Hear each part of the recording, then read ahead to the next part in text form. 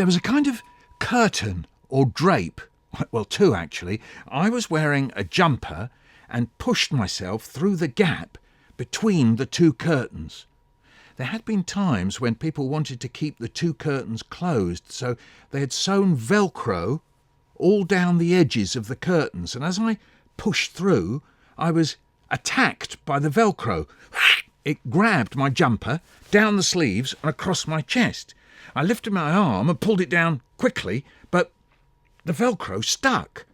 The curtain swelled up around me and then into my face. I turned round and the curtain wrapped me up. The Velcro sealed me in. I wrenched my head back and then the curtain folded over my face. I felt my feet taking off from the floor, and I lay in mid-air and waited for someone to come and help me. I thought, if I lie very still, I'll be able to breathe through the curtain that was now lying across my mouth. My arms were tight, right next to my sides. The less I move, I thought, the less I'll need to breathe. I listened.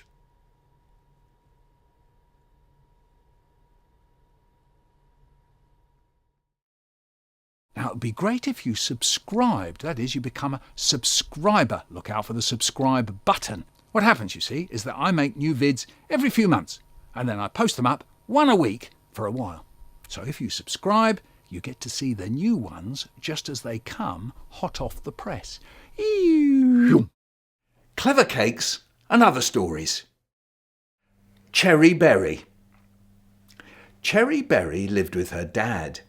Her mum had died some time before, and ever since then, things hadn't gone very well.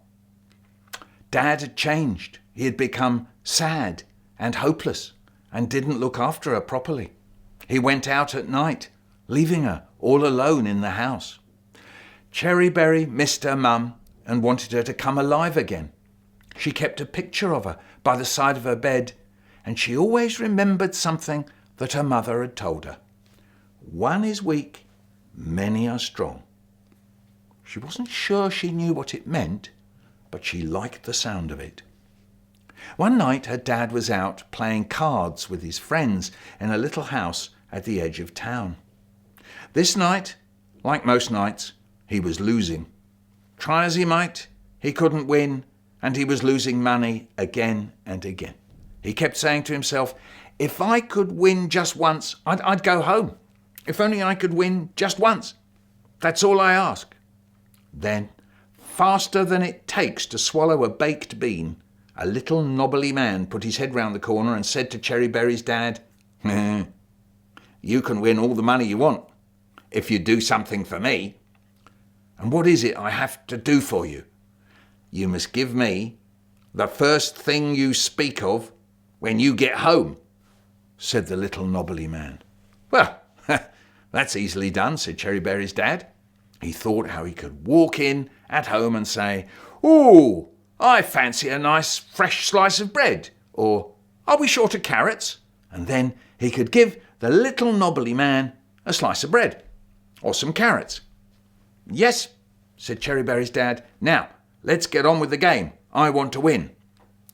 So Cherry Berry's dad sat down at the table, and sure enough, he won. And he went on winning, till the others wouldn't play any more. Now he had more money in his hands than he had seen in years, and he went home a happy man.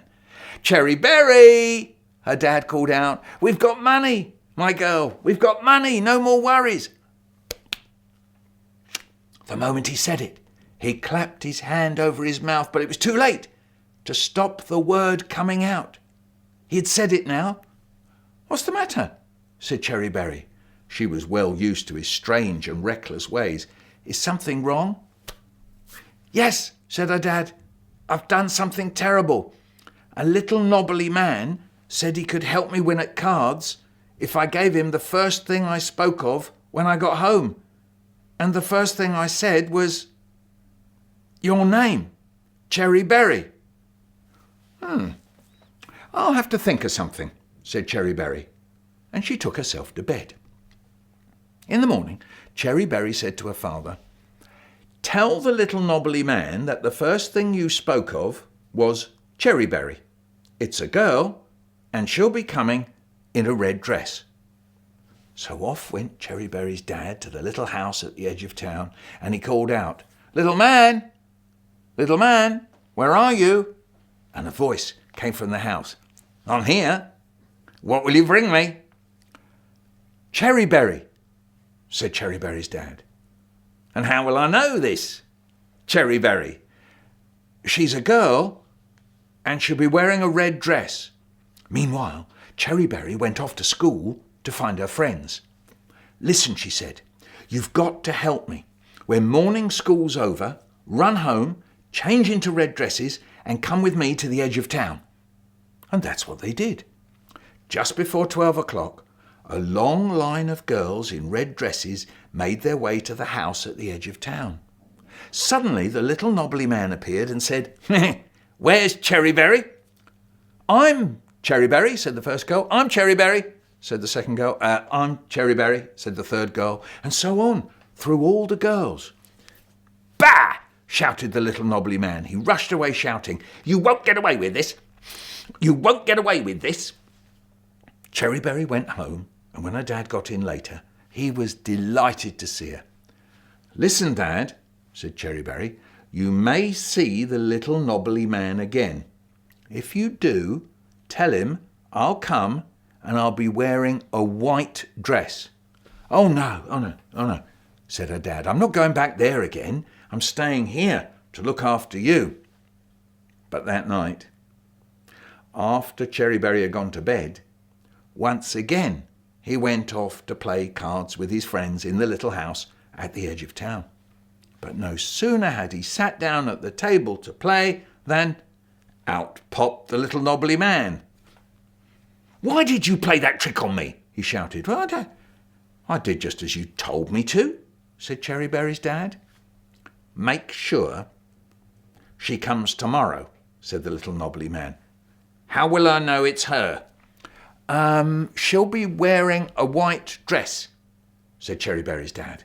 "And she'd better be, or you'll be struck down dead." In the morning, Cherryberry's dad had to tell her what had happened. So later, Cherryberry and her friends made their way to the edge of town, dressed in white. Out came the little knobbly man again. "Who's Cherryberry?" "I'm Cherryberry," said the first girl. "I'm Cherryberry," said the second girl. "I'm Cherryberry," said the third girl, and so on, through all the girls. The little knobbly man roared with anger. "You won't get away with this!" he said. "You won't get away with this!" and disappeared. Cherryberry went home, and when her dad got in, he was delighted to see her. "Listen, Dad," said Cherryberry, "you may see the little knobbly man again. If you do, tell him I'll be wearing a black dress." "Oh, no." "Oh, no," said her dad. "I'm not going back there again. I'm staying here to look after you." But that night, after Cherryberry had gone to bed, once again he went off to play cards with his friends in the little house at the edge of town. No sooner had he sat down at the table to play than out popped the little knobbly man. "Why did you play that trick on me?"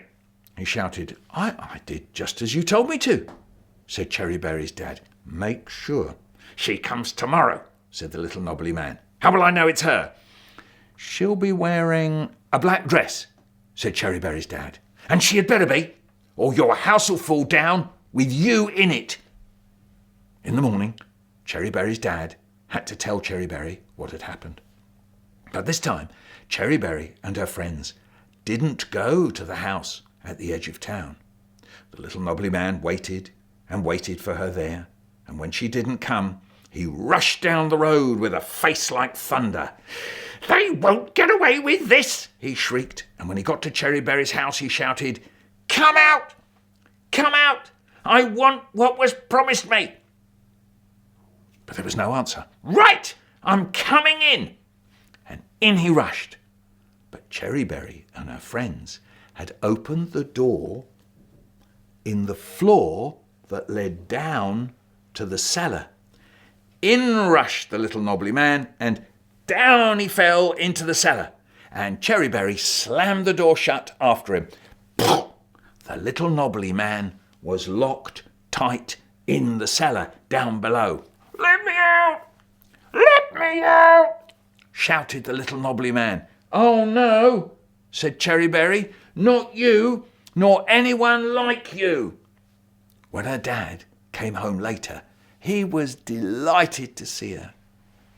"I didn't go to the little knobbly man this time, Dad," she said. "And what happened?" "He came here. He was angry because he couldn't have what you promised him." "So then what happened?" "Well, I was angry because you promised him something you never should have promised." "So?" "He's in the cellar." "How did he get there?" "We put him there." So Cherryberry and her dad collected up all their things and ran out of the house. The last thing they heard was the little knobbly man shouting, "Right, your house will fall down with you in it." There was a crack and a rumble and a roar. The house fell down, and no one ever saw the little knobbly man again. "Now," said Cherryberry, "we can go somewhere else to live and start a new life there." "You're right," said her father, and he promised he'd never go back to the little house at the edge of the town again. And he didn't. Cherryberry and her father lived together happily in their new home, and Cherryberry would often look at the picture of her mother by the side of her bed and think of her mother's old saying, "One is weak, many are strong." Now, it would be great if you subscribed. That is, you become a subscriber. Look out for the subscribe button. What happens, you see, is that I make new vids every few months, and then I post them up one a week for a while. So if you subscribe, you get to see the new ones just as they come hot off the press. Eeeew.